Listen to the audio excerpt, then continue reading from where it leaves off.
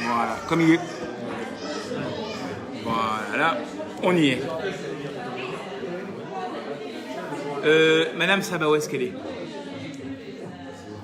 Ma mère, comme ça. Il me faut juste la feuille des dédicaces. La feuille des dédicaces. Je sais qu'ils veulent faire en général des dédicaces. Voilà. Voilà, c'est bon. Ça, c'est le courant. C'est la batterie. Voilà, externe. Et bon, là, normalement, avec son iPhone, il tient une journée et demie. Non, ça tient un jour et demi, mais bon, c'est par sécurité. Ah, il faut, hein. D'ailleurs, je voulais remercier les magasins SFR de Nice qui, à chaque fois, m'aident à avoir un portable meilleur pour faire des shiurim meilleurs. Allez les voir à Nice, les frères Waknin. Je le dis publiquement, ils ont besoin... ils ont tout intérêt à être connus. Voilà. Ah, d'accord.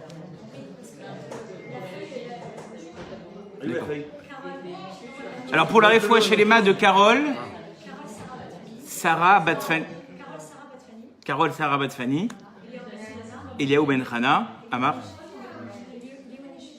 Lélo Nishmat, Edna Bat Shalbia. Alors tout d'abord, je voulais m'excuser pour deux choses. Tout d'abord de mon retard, et si j'ai pas salué tout le monde correctement, je suis arrivé un peu en courant, mais je salue tout le monde correctement, et je vous dis Baruch Haba, et je voulais tout d'abord, comme on le fait d'habitude, remercier le Kvod Arsania, ceux qui nous reçoivent ce soir.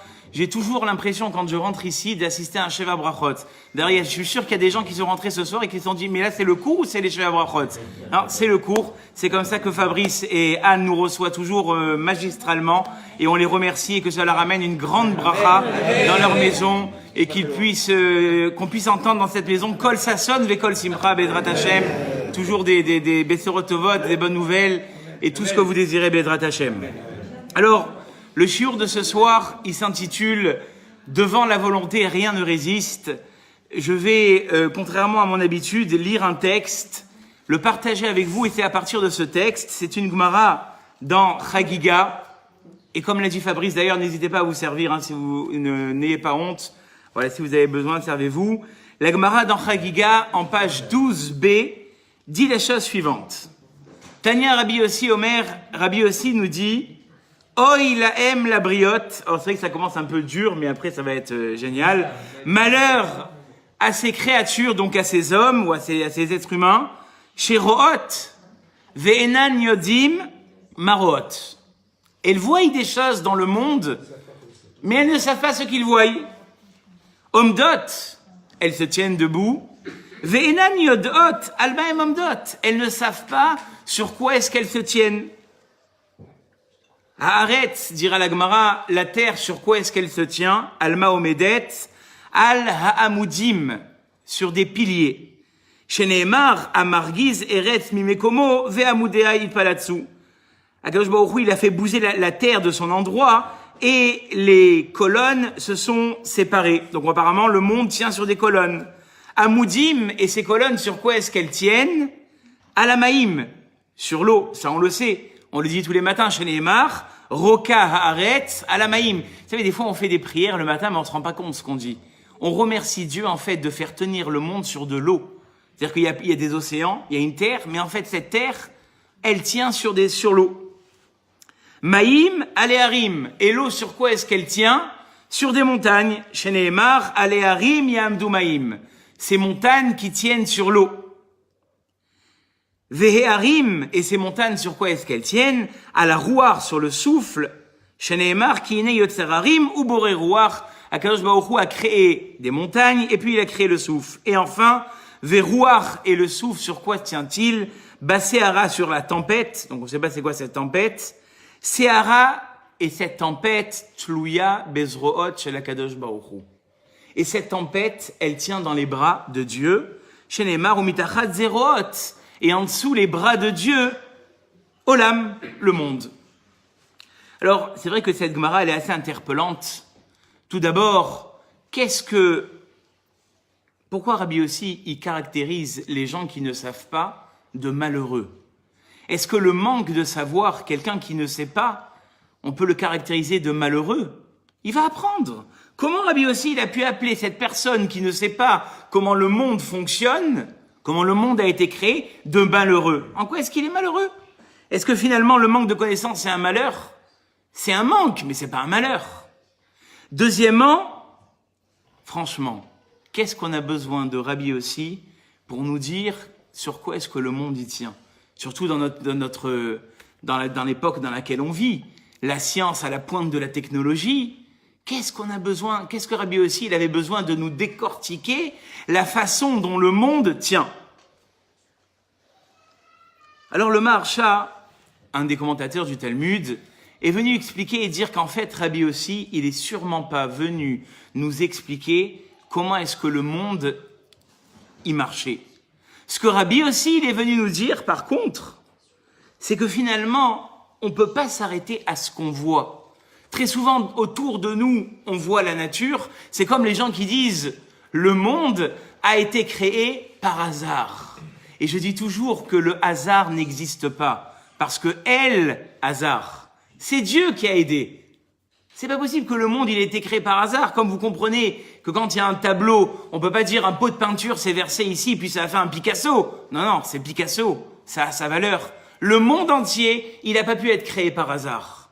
Et c'est ça que Rabbi aussi, il est venu nous dire. Ne crois pas que ce que tu vois autour de toi, c'est simplement un monde avec une nature des êtres humains. C'est bien plus que ça. Et vous savez qui est-ce qui a combattu ça? Les Grecs.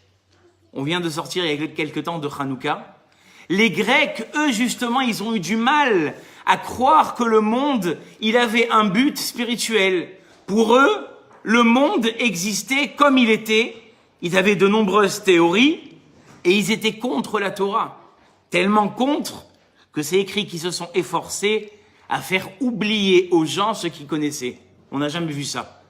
On n'a jamais vu une nation qui combat la connaissance d'un autre peuple. Et pourtant, chez Yavan, chez les Grecs, c'est ce qu'ils ont combattu. Ils ont combattu la connaissance du peuple juif. Les Ashkicham mitoratecha. Leur faire oublier la Torah ou les Aviram. Et qui laissent les mitzvot de côté. Pourquoi c'était tellement important? Qu'est-ce qu'ils voulaient les Grecs? Alors, le Rav de qui je tire ce shiur, Zechat Tzaddik Vekadosh Livracha, mon mashgiar de la Yeshiva de Beth Shmaya, il a dit la chose suivante. Les Grecs, ils sont venus combattre un principe qui est écrit dans la Gemara. Ha'olam hazeh domei li prosdor. Ce monde ressemble à un couloir. Atken atzmecha ba prosdor. Prépare-toi dans ce monde-là, dans le couloir, kedeshetikanes la traklin, pour que le jour viendra, et on va le développer, tu puisses rentrer avec honneur, parce qu'on peut rentrer, tout le monde va rentrer, sauf à Adam Lamout. Après 120 ans, faut pas se faire de rêve, à moins que, et Bezrat Hashem ont pris pour ça, que le Mashiach vienne, sauf à Adam Lamout. Il y a un moment où le monde s'arrête. Les Chachamim sont venus nous dire, ce n'est pas le monde qui s'arrête, c'est le monde qui commence. Et c'est ça d'ailleurs le Olam Haba. Très souvent les gens, le Gan Eden, excusez-moi. Ça c'est le Gan Eden. Le Gan Eden c'est la vie qui vient après le monde. Le Olam Haba, c'est le monde qui viendra après le Mashiach. Olam Haba. Mais le Gan Eden, c'est l'endroit où, et qu'on appelle ici le Traklin, le palais, où l'homme il est censé rentrer après 120 ans. Et les Grecs ils pouvaient pas accepter ça. Pour eux, et d'ailleurs c'est ce qu'ils vont dire quand le Mashiach va venir, on a fait des routes, on a fait des ponts. Que va leur répondre Akadosh Baruch Hu? Mais tout ce que vous avez fait, vous l'avez fait que pour vous. Vous l'avez pas fait dans une ambition et dans une idée de faire grandir la Torah. Et c'est ça qu'on va dire à l'homme. Ne t'investis pas tellement dans ce monde-là, parce qu'il y a un but qui vient après. Et on le dit tous les matins dans la tefila. Ratza Akadosh Baruch Hu les Akot et Israël.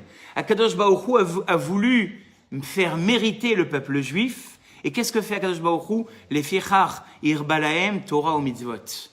Il leur a donné de la Torah à étudier et des mitzvot à accomplir. Et ça, Rabotai, on va voir que c'est un objectif qui est inéluctable pour tout le monde. Aujourd'hui, on se rend compte, qui peut prétendre dire que ce qu'il fait dans ce monde-là, il le prendra dans le monde futur? La maison d'un homme, je veux pas être tellement noir, parce que ça, on a dit que ça allait être cool, mais après, la vie d'un homme, elle se résume à 2 mètres sur 70 centimètres. C'est ça la maison d'un homme. Un homme va dire, mais j'ai ma voiture. Ta voiture, elle rentre pas. Mais j'ai mes comptes en banque. J'ai ma maison à Genève. J'ai ma maison à la montagne. Non, non, non, non. Tout ça, ça reste ici. Ce que tu vas prendre avec toi, et c'est d'ailleurs la première question qu'on va poser à l'homme, la Torah et les bonnes actions que tu as fait dans ce monde. Et voilà pourquoi est-ce que dans le Maxime des Pères, il est dit Al Shlosha Devarim à Olam Omed, et c'est d'ailleurs Rabbi Yossi qui dit la Torah, à la Avoda, Ve'al Gmilut Chassadim. On va les développer. Qu'est-ce que c'est la Torah? C'est le simple fait d'étudier la Torah. Vous verrez pourquoi est-ce que je dis simple. Al-Avoda, c'est le service. Alors à l'époque, c'était dans le temple. Aujourd'hui, c'est la tfila que chacun fait. Ve'al gmilut chassadim. Et sur la charité, les bienfaits que je vais faire autour de moi. Ça, c'est les amoudim que Rabbi aussi a parlé. Ce sont ces fameux piliers. Maintenant, qu'a dit Rabbi aussi juste après? Et ces piliers, sur quoi tiennent-ils? Al-He'arim, sur les montagnes. Qu'est-ce que c'est ces montagnes? C'est pas comme on a dit tout à l'heure les simples montagnes qu'on voit quand on monte vers les 2 Alpes ou vers les endroits où on va skier, c'est pas ça. Vous savez ce que c'est les montagnes? A dit le Rav Roth, les montagnes, Kol Dodi Hinezeba, la voix de mon bien-aimé vient, Medaleg al-He'arim, elle saute sur les montagnes, Mekapet al-Gevaot, elle est sur les plaines. Qu'est-ce que c'est ces montagnes, Rabotai? Quelle est la définition d'une montagne? C'est quelque chose qui est haut. Qu'est-ce qui est haut aujourd'hui dans notre génération? À part les bâtiments, les buildings, les gratte-ciels. Ce sont les chachamim, les grands de la génération. Les rabbanim, c'est pour ça que la Torah, elle te dit, assez les harav. Dans la vie de tous les jours, tu as besoin d'avoir un rav. Oui, mais c'est très sectaire, je n'ai pas besoin d'avoir un gourou, je sais ce que je fais de ma vie. Ok, tu sais ce que tu fais de ta vie. La seule différence entre toi et le rav, comme dira le Messilat Yesharim, c'est que le rav, il est en haut du labyrinthe, dans le labyrinthe de la vie, dans le labyrinthe de tes soucis, dans le labyrinthe de tes angoisses. Lui, il a passé tout ça. Pourquoi vous croyez qu'un rave, il n'a pas des angoisses, il n'a pas des soucis, il n'a pas des problèmes? Il les a passés et il est devenu le rave. Donc en fait, il a dit le Messilat Yesharim, il est en haut de la montagne et toi, tu es dans le labyrinthe. Il a dit, quelqu'un qui est dans le labyrinthe et qui est en haut, quelqu'un qui lui dit, écoute, passe à droite, passe à gauche, tu vas lui dire, écoute, je fais ce que je veux, c'est ma vie. Ben oui, pendant 70 ans, tu peux. Le clan Israël, il a tourné pendant 40 ans en rond dans le désert. Toi aussi, toute ta vie, tu peux tourner en rond. Le rave, il est à l'image de la montagne parce qu'il est en haut et il voit exactement comment est-ce qu'un homme il doit réagir et il le conseille pour pouvoir avancer. À Olam, on a dit à Amoudim, Aléharim, ces 3 piliers qui sont la Torah, les mitzvot et la tfila, tu ne peux avancer que si tu es conseillé par un rave. Alors bien évidemment, il ne faut pas aller chez n'importe qui. Parce que très souvent, l'erreur des gens, c'est d'aller chez n'importe qui et dire « Rav, est-ce que je dois me marier avec cette jeune fille ?» Mais c'est la première fois qu'il te voit de sa vie, le Rav. Il va te dire « Oui !» Et finalement, ce n'est pas bien pour toi. Parce qu'un Rav, quand on dit « Assez les Rav », ce n'est pas une histoire de gourou, c'est quelqu'un qui te connaît bien. Parce qu'on peut aller chez un Rav, mais qui ne te connaît pas bien et qui va peut-être ne pas te diriger du bon côté. Il faut que ce soit un Rav qui te connaisse. Et ce Rav qui te connaît sur lui, on va dire véritablement, il est en haut du labyrinthe et il peut te dire par où passer. Qu'est-ce que c'est le souffle? On a dit que ces montagnes, elles sont sur le souffle. On sait que le souffle, c'est quelque chose qui est enfoui en la personne. C'est le potentiel que chacun a. Vous savez que chaque juif, et je pense qu'ici on en a parlé déjà plus d'une fois, il a cette petite étincelle, excusez-moi, du judaïsme, de la judaïcité. Cette étincelle qui fait que le jour de Yom Kippour, les synagogues, elles sont remplies. Cette étincelle qui fait que quand on voit un Sefer Torah, on se lève, on met les mains devant, on fait des petits tourbillons. Pourquoi? Parce que la Neshama qui est en nous, elle vibre. Seulement, la question est de savoir, est-ce qu'on l'utilise qu'une fois par an pour Yom Kippour? Est-ce qu'on l'utilise qu'une fois par an quand il y a un Sefer Torah qui rentre? Ou on l'utilise au jour le jour? Ça, c'est le souffle, c'est le potentiel qu'une personne a pour pouvoir se développer et devenir quelqu'un dans son judaïsme. Et a dit un Rav dans la Gemara, Veda, qui mi asher chatal derech hamikra veit avet ahava. Quelqu'un y faute.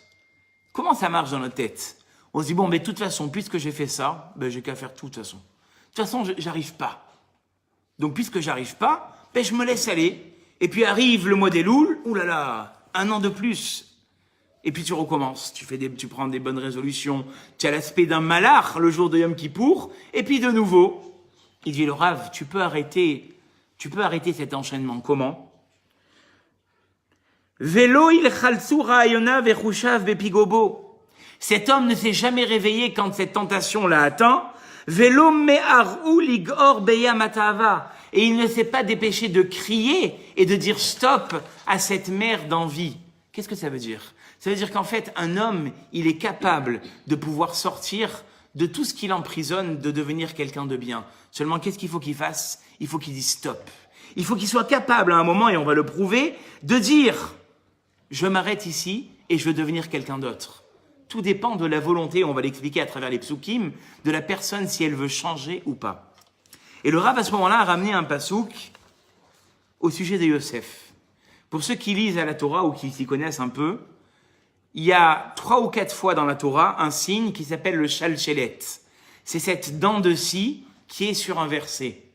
Et on la retrouve au moment où Yosef se retrouve devant la femme de Poutifar et chaque jour, elle changeait d'habit pour essayer de la pâter, de lui dire « marie-toi avec moi ».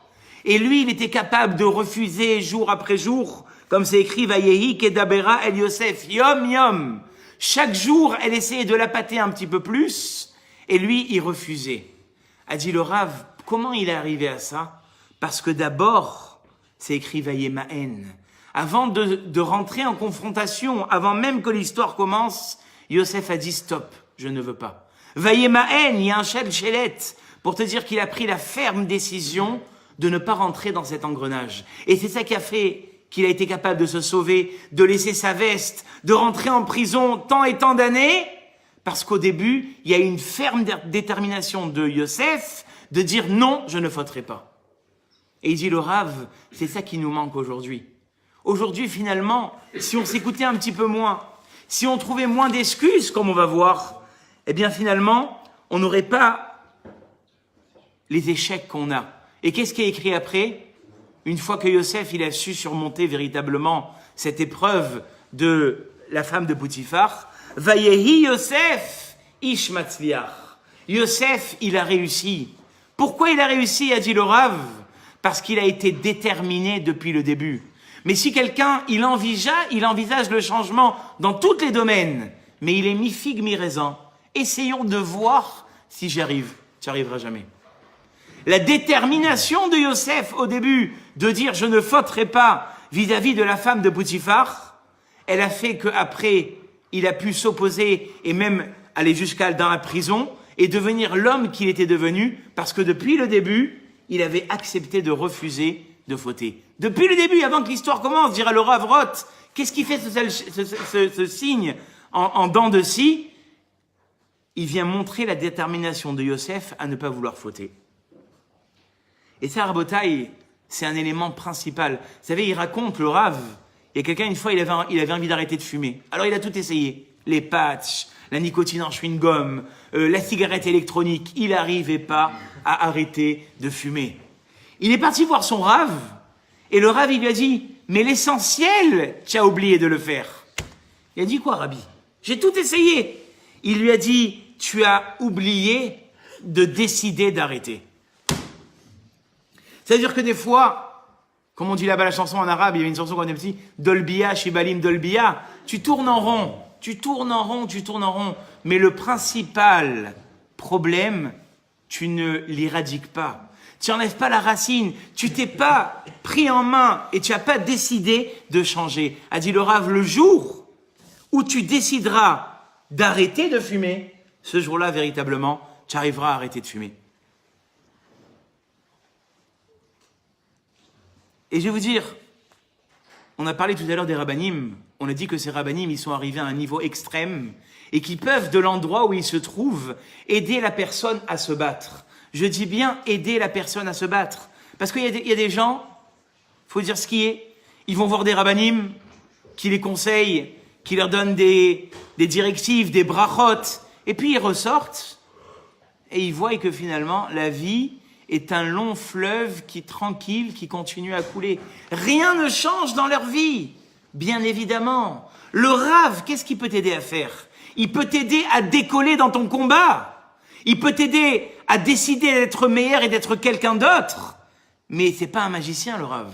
Le Rav, il va juste te donner la hatzlacha de pouvoir combattre les problèmes qu'il y a dans ta vie. Mais si toi, tu veux rester le même, 70 ans, je prends la responsabilité. Tu vas demander des brachot, tu changeras pas. Parce que dans ton fort intérieur, le clic-qui-boule, l'ustensile qui devrait être là pour recevoir la bracha que le Rav t'a donné, il est fermé. Et tu dis, Rav, donnez-moi la bracha. Le Rav, il verse sa bracha. Et tout va par terre. Elle est où la bracha du Rav? Tu n'es pas le clic-qui-boule. Tu n'as pas décidé, comme a dit ici le Rav, de vouloir changer. Et c'est ça le Vayemahen de Yosef. Yosef a décidé fermement de ne pas tomber devant la femme de Potiphar. Il a été jusqu'au bout. C'est devenu la meilleure économie mondiale qui puisse exister jusqu'à aujourd'hui. Un homme, et en ce moment les gilets jaunes ne vous diront pas le contraire, un homme qui est capable de faire des économies pendant 7 ans et de faire vivre après, de payer en leur disant ne vous inquiétez pas, j'ai 7 ans d'économie pour vous. Plus que le SMIC, je vous donne pas 100 € de plus par mois. Je vous fais vivre comme il faut. Bon, à la fin, ils ont dû se vendre à eux-mêmes, parce que la famine, elle avait quand même sévi 7 ans. Mais il arrivait à faire ça. Pourquoi? Parce que l'ambition du début, Rabotaï, l'envie de se battre, elle brûlait en lui. Et ça, personne ne peut lui donner. C'est lui-même. Il y a une histoire que le Rav Mougrabi, que j'écoute tous les jours, qui donne beaucoup de force. Et des fois, il donne des histoires justement pour donner de la force. Il a dit en Russie, il y a un gars, il a pris 30 ans de tôle. Et les geôliers, ils se sont dit, si on le fait rentrer pour 30 ans de tôle comme ça, dans 2 jours, on le retrouve pendu dans sa cellule. Qu'est-ce qu'on va faire? Ils ont dit, on a un boulot pour toi. Tu vas rentrer dans ta cellule et on va brancher à ta cellule une manivelle. Et puis cette manivelle, elle va moudre, derrière, elle va actionner 2 meules, des meules énormes, ils l'ont dit. Et ces meules, elles vont moudre le blé et tu vas nous faire de la farine pour tout le village. Qu'est-ce qu'il était fier, le gars. Il s'est dit, je vais rentrer en tôle, mais j'ai un but. Et tous les matins, il se levait, il astiquait la manivelle, il la faisait tourner. Et il était fier, le soir, il allait dormir, suffocant, mais ô combien fier d'avoir fait gagner d'avoir fait autant de farine pour le village. Et les 30 ans, ils sont passés, comme on dit, comme on dirait, comme un Vayu be'enav keyami machadim. Et ce fut à ses yeux comme quelques jours. Le jour où il sort, parce qu'il s'était bien comporté, il a enlevé une dizaine d'années, il sort après 20 ans. Il demande au geôlier, il dit, dites-moi, ça fait 20 ans que je tourne cette manivelle, j'aimerais voir les meules. J'aimerais voir où ont été mes efforts. Et là, le geôlier, il a ri jaune. Il a dit, viens. Il a fait tourner derrière le mur. Derrière le mur, il y avait une vis qui tournait dans le mur vide. La vis, elle tournait sans qu'il y ait rien derrière. Ce monsieur, Rabotaï, 2 jours plus tard, il est mort. Parce qu'il a compris que toute la volonté et toute la force finalement qu'il avait mis, elle était dans quoi? Elle était dans une vis. Il a dit le Rav, 2 jours plus tard, il est mort. Parce que quand il y a plus de raison de se battre, alors il n'y a plus de raison de vivre. Donc c'est ça qu'on est en train de dire ici. Les Rabbanim, ces Eharim, ces montagnes-là, elles sont sur le rouar, Rabotaï. Retenez bien ça. Pour pas que dans votre vie, vous ayez des déceptions. Parce que les gens, ils mettent tout sur l'épaule des Rabbanim. Ils disent, oui, il m'a fait une bracha, mais c'est quoi ce Rav? C'est pas c'est quoi ce Rav, c'est quoi toi? Où tu en es, toi, dans ta vie? Le Rav, il peut te donner une bracha, mais à Eharim, les montagnes, sur quoi est-ce qu'elles tiennent? À la rouar. Sur la volonté d'être quelqu'un. Et la volonté Rabotaï, pourquoi est-ce qu'on la compare au rouar? Il a dit notre Rav, je me rappelle ça, je l'ai entendu moi-même quand j'étais allé à Bnei Brak. Il a dit le rouar, la force du vent, on ne peut pas savoir c'est quoi. Il a dit la force de l'air. Il a dit quand on a monté ici la yeshiva, c'est une grosse yeshiva. Ils ont monté des gros, toi qui es dans la construction, ils ont monté des gros piliers, mais avec une grue, un mât qui faisait je sais pas combien, 5 ou 6 mètres. Ça pesait des tonnes et ils levaient des espèces des mâts de béton pour faire le plafond et le toit. Et il a dit à ce moment-là, j'ai vu une espèce de charrette comme ça, ou un tracteur, avec un grand mât. Ce mât, il pesait des tonnes. Il a pris un morceau de béton qui pesait des tonnes. Et sur quoi tout ça tenait, Rabotaï? Il nous a dit, sur 12 roues remplies d'air.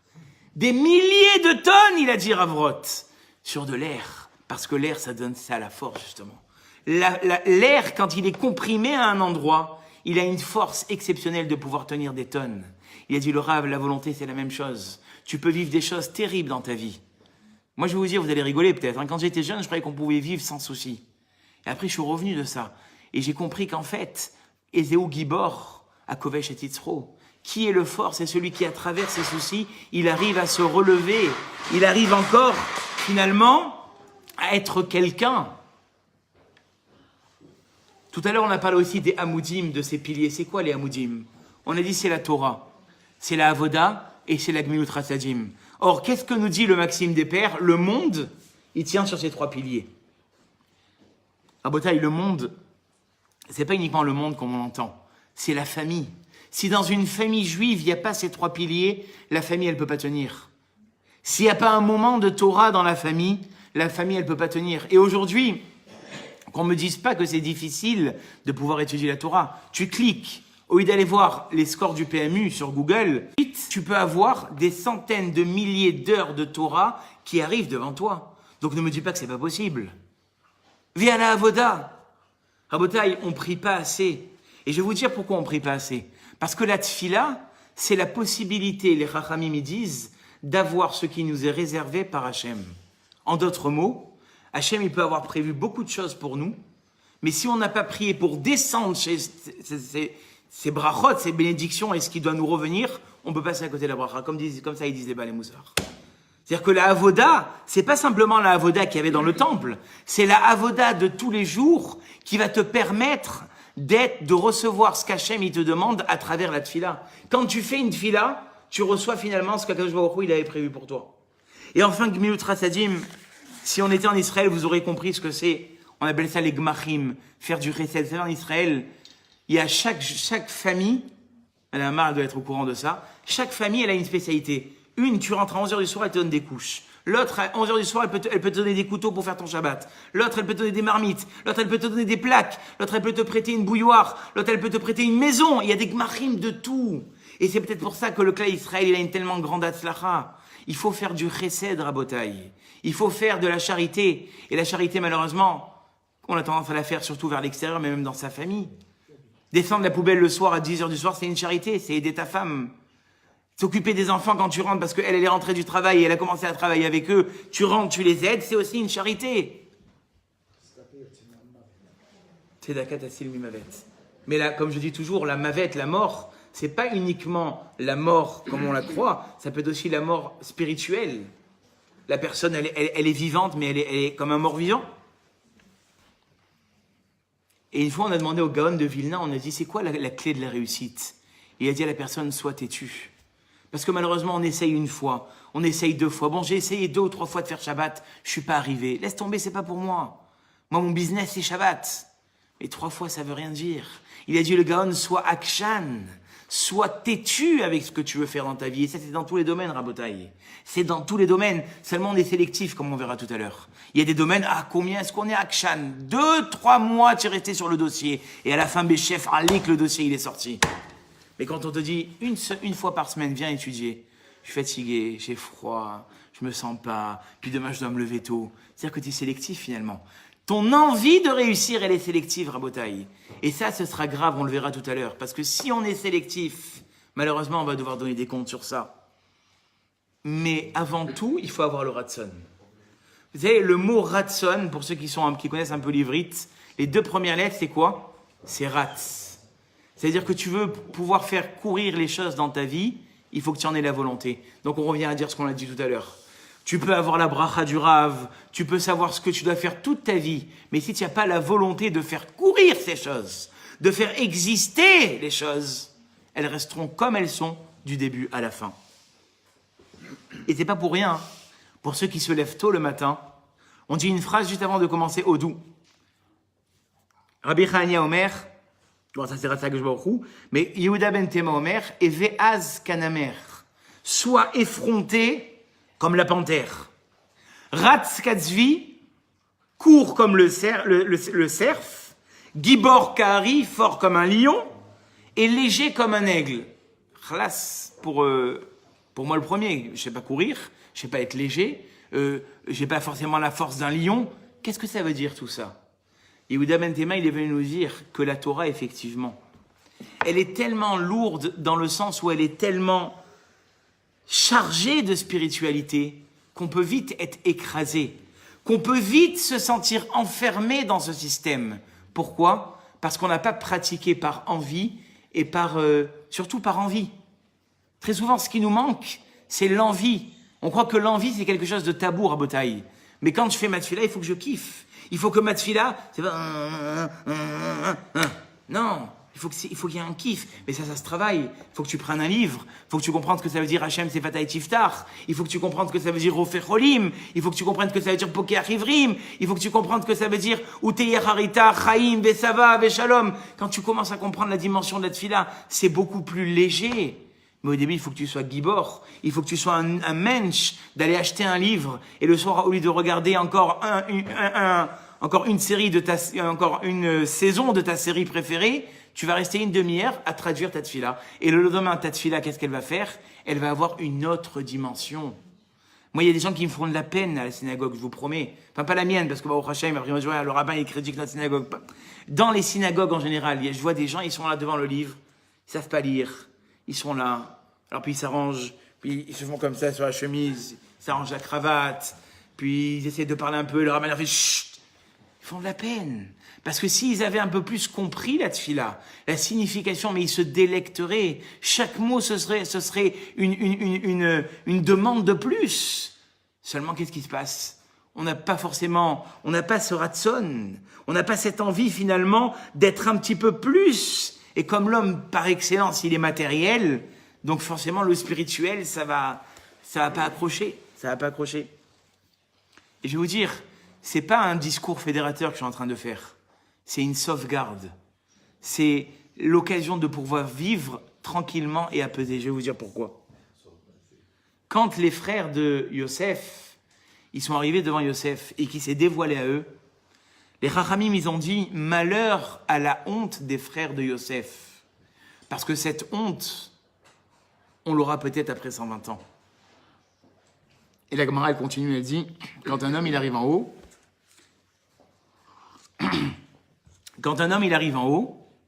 on lui demande, la première question qu'il arrive après 120 ans, « Kavata etim la Torah ?» Tu as étudié la Torah ? Non, mais j'ai des livrets d'épargne. Non, tu n'as pas compris. Tu as étudié la Torah ? Non, mais j'ai des actions en bourse. La Torah. Torah Tzivalanu Moshe Moacha Kilat Yaakov ? Non. Combien d'heures de Torah dans ta vie tu as fait ? Première question. Quand la Neshama, elle arrive en haut, Kavata etim la Torah. C'est la première question qu'on va lui poser. Velo yachlu echav la'anot kinivalu mipanav, il a dit Ravrot. Et les frères n'ont pas pu répondre parce que ils avaient honte. Il disait Mefarshim, oy lanu miyom adin, oy lanu miyom adoracha. Malheur à nous aussi, quand on sera devant le jugement. Je dis toujours, c'est écrit dans le Zohar, enfin pas comme moi je vais vous le dire, mais le Zohar il dit, il y a un écran plasma, alors je sais pas si c'est Panasonic ou si c'est Samsung, je sais pas, un grand écran plasma, puis il y a tous les Dayanim qui sont devant, et puis ta vie elle va défiler. Et en sous-titre, tout ce qui est passé par ta tête. Tous les sous-titres, c'est ce qui est passé dans ta tête. 120 ans comme ça qui vont défiler. Et là, comme il a dit un rave, Ani mal. Je me sens mal. D'accord ? Ouais, Ani très mal. Et donc, on dit les Mefarshim, Imachim niv'alou. Si les frères ont eu honte, les atid lavo keshe akadosh baruchu yochiar alachat kama vekama. Quand Akadosh Baruch Hu, plus tard, il va nous faire des remontrances, à plus forte raison qu'on ne saura pas quoi dire. Alors, il faut comprendre cette discussion avec les frères de Yosef et le dévoilement de Yosef à ses frères. Tout d'abord, quelle honte ils ont eue. Vous êtes embrigadés dans mon discours, mais quelle honte il a fait Yosef à ses frères. Qu'est-ce qu'il leur a dit ? Ani Yosef à Od Avichai. C'est tout ce qu'il a dit. Je suis Joseph. Est-ce que mon père est encore vivant ? Quelle honte ! Quelle honte ! Si encore, et en plus de ça, pour ceux qui connaissent un peu les versets sur place, il fait sortir tout le monde. Il s'arrange qu'il n'y ait personne au moment. Quelle honte, Rabotai, quelle honte. Alors je vais vous dire, on dit que Bedin shel mata, car Bedin shel mala. Comme on a ici des tribunaux avec des juges, des avocats, un juré. En haut aussi, on a des juges, des avocats et un juré. Et il est évident, diront les Chachamim, que chaque mitzvah que je fais dans ce monde, c'est un ange défenseur en haut. Catégore. D'accord? C'est un catégore, c'est un ange, un avocat si vous préférez, qui monte en haut et qui défend la personne. Il y a un monsieur qui a raconté quelques années qui s'est vu mort cliniquement et que tous les chefs d'accusation lui sont tombés sur la tête. Vous savez ce qui lui a sauvé la vie? Pour vous dire, hein, la force d'une mitzvot. Vous savez ce qui a sauvé sa vie à ce monsieur? C'est que quand il allait voir la tombe de ses grands-parents, il y avait une tombe de petites filles à côté, de 2 petites filles. Il les lavait chaque fois. Et c'est ces 2 petites filles qui sont venues, ils ont dit, ce monsieur c'est un sadique parce qu'il s'est occupé de nos tombes. Voilà ce qu'il a sauvé. Il a dit, sinon j'allais être baguéinam, j'allais. Pour vous montrer, c'est-à-dire que Béhémet, une personne qui, en général, fait des mitzvot, elle a une certaine protection. Elle a une protection dans le monde futur, c'est évident.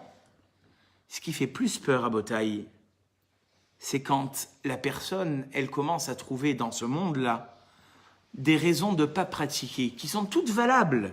Il est tôt, il est tard, c'est trop, je suis pas assez religieux moi pour tout ça. J'ai froid, je suis fatigué, c'est des raisons valables. Mais quand 1 heure plus tard, ton copain il t'appelle et il te dit « Oh David, je viens de m'acheter un 500 chevaux, tu viens l'essayer avec moi sur la mer ?» Alors là, il est tôt, il est fatigué, il a pas envie, c'est trop pour lui, il vient, mais il y va. Ou alors ton copain il te dit « Tu veux pas qu'on aille se faire un resto là ? J'ai entendu qu'il y a un resto de viande. » Il est tôt, il est fatigué, il a pas la force et il y va. Ou alors c'est OM Monaco. Et juste avant, il a dit qu'il était fatigué, qu'il n'en pouvait plus. Et là aussi, de nouveau, il se rhabille et il va voir OM Monaco. Ça, Rabotaï, c'est ce qui s'appelle la tochacha. La tochacha, les prétextes que tu donnes pour pas étudier. Les prétextes que tu donnes dans la vie de tous les jours pour ne pas être un juif meilleur. Est-ce que ces prétextes-là, tu les as dans le reste de ta vie? C'était ça la tochacha, Rabotaï. Yehuda, il vient voir Yosef et il lui dit, il faut absolument que tu libères Binyamin. Il ne savait pas que c'était Yosef. Pourquoi tu veux que je libère Binyamin? Parce que notre père, il est vieux. Et il a déjà perdu un fils. Et on s'inquiète pour lui. Là, Yosef, il n'en peut plus. Vous vous inquiétez pour papa? Ani Yosef. Je suis Yosef que vous avez vendu il y a de nombreuses années. Haod Avichai. Est-ce qu'à ce moment-là, vous avez dit on s'inquiète pour papa? C'était ça la Torah. Ce que vous prétendez aujourd'hui, vous inquiéter pour Binyamin, en disant papa il est vieux, il est fatigué et tout ça, est-ce que quand vous m'avez vendu à l'époque, à Od Avinuchai, est-ce que vous avez pensé à la santé de papa? C'était ça la Torah, Rabotai. Et la Torah, cette terrible remontrance, Akadosh Baruch Hu, il risque de nous la faire. Parce qu'ici, on peut se donner des raisons de dire on n'a pas la force, on est fatigué, mais en haut, ce sera pas pareil. Qu'est-ce qui est écrit qu'au moment où l'homme il part de ce monde-là, qu'est-ce qui va l'accompagner? Ni son argent, ni Kesef, ni Zav, Torah ou Mitzvot. Et donc plus il aura fait dans ce monde-là, il aura montré sa volonté de vouloir avancer, plus Akadosh Baruch Hu, il lui donnera des fruits. C'est ça, on l'a dit tout à l'heure, maintenant on comprend bien. Ratsa Akadosh Baruch Hu, les Akot et Israël. Akadosh Baruch Hu, il a voulu faire mériter le peuple juif. Où? Dans le monde futur. Et je vous dis ça, je vous dis rien. Parce que vous savez qu'il y a des mitzvot, c'est écrit Ochel Adam Peroteem Ba'olam Hazeh, Ve'akeren Kayemet La'olam Haba. Il y a même des mitzvot, tenez-vous bien, que dans ce monde-là, vous pouvez être gagnant. Vous allez avoir un salaire. Akadosh Baruch Hu, bien que normalement on dit Al tiou ke'avadim ameshamshim et arav al me'at legabel pras, ne soyez pas comme ces serviteurs qui disent bon, que tout le monde est comme ça. On dit ouais, Dieu, ce matin, je vais te faire une autre fila comme tu n'as jamais vu. Mais alors après l'affaire, tu me la fais réussir. Hein. Et puis après on revient comme ça, parce que l'affaire elle n'a pas réussi. Ça, il faut jamais faire ça, Rabotaï. Parce que si tu fais en attendant, tu restes d'être déçu. Parce que tu crois qu'Akadosh Baruch Hu, il a tes petits comptes d'apothicaire que toi tu as. Il y a plein de comptes. Peut-être qu'Akadosh Baruch Hu, il va même prendre en compte le Gilgoul, la réincarnation de ton âme selon sa réparation dans un monde ultérieur. Ça, tu peux pas savoir. C'est comme quelqu'un, une fois, il est rentré dans une choule, il comprenait, un peu. Il a dit, le gaba, il a fait monter celui-là, celui-là, celui-là. Oh, c'est quoi ça? Et moi? Et l'autre? Et pourquoi que cela? Il a dit, mais toi, tu es là que le Shabbat. Si tu étais là le Shabbat d'avant, tu aurais vu que l'autre, il est monté. Et le Shabbat d'avant, que l'autre, il est monté. Donc en fait, qu'est-ce qui se passe? Tu es là qu'un temps trop court. On est dans ce monde que dans un temps trop court pour pouvoir juger. C'est vrai qu'il faut pas. Mais la Torah, dans la Tfila, c'est écrit que Achnasat Ochim Bikur Cholim Ve'ashkamat Bet HaKnesset. Retenez bien ça. Avoir des invités, mais pas des invités pour faire un tarot ou pour faire comment on dit ça, une contrée, je sais pas comment ils jouent, une bataille. Non, tu invites quelqu'un que tu connais pas et non seulement tu l'invites, mais c'est écrit échelle, achila, shtia, levaya. Tu dois lui donner à manger, à boire. Tu le connais pas. Hier tu le connaissais pas. Tu lui donnes à manger, tu lui donnes à boire et tu l'accompagnes. Ça c'est échelle. Alors ça, dans ce monde, on te récompensera. Mais encore une fois, on parle de quelqu'un que tu ne connais pas. Achnasat Ochim, c'est vous êtes d'où, monsieur? Vous n'avez pas où passer le Shabbat? Allez, venez à la maison. Achnasat Ochim. Bikur Cholim. Tiens, un gars, le pauvre, ça fait 1 mois, il est à l'hôpital. Alors au début, on l'appelle. Mais au bout d'1 mois, au bout de 2 mois, on ne sait même plus dans quel hôpital il est. Là, tu fais une mitzvah. Et Akadosh Baruch Hu, dans ce monde, il va te récompenser. Et enfin, Ashkabat Bet HaKnesset. Si tu es parmi les 10 premiers, Akadosh Baruch Hu, dans ce monde, du cash. 10 premiers où? 10 premiers du Minyan. Ashkamat Bet HaKnesset. Les 10 premiers du Minyan, Ashkamat Bet HaKnesset, ça rapporte en cash dans ce monde-là. Direct. C'est écrit, on le dit tous les matins, Yoni. Ochel Adam Peroteem Baolam Hazeh, Vea Keren Kayemet, La Olam Haba. Et ça, Rabotai, on est bientôt sur la fin. Donc se rappeler qu'on ne doit pas avoir ces occasions de se dire finalement, je suis pas assez religieux. La Torah et les mitzvot, c'est pas pour moi. Pourquoi ton business? Tu n'es pas monté petit à petit dans l'échelle. Tu n'as pas commencé du fin fond, du bas, où au début, je vous connais pas tous, mais au début, tu étais un petit dans le milieu. Et aujourd'hui, tu es un monstre. Et comment tu as fait? Tu as monté petit à petit les échelons. Et tu t'es jamais posé la question, je suis pas capable. Tu as été capable. Cette même volonté, Rabotai, on doit l'avoir, comme je dis toujours, on se soucie de son capital financier, mais on doit se soucier aussi de son capital qui est spirituel. Et Akadosh Baruch Hu, il aide, Akadosh Baruch Hu, il donne une force exceptionnelle.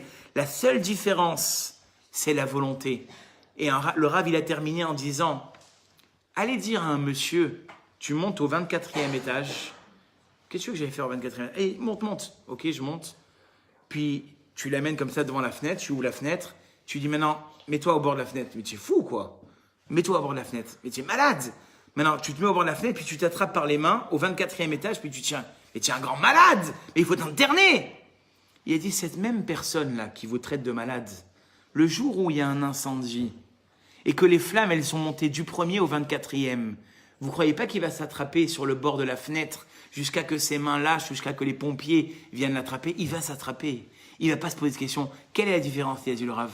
La volonté. Donc finalement, il n'y a rien qui n'est pas possible.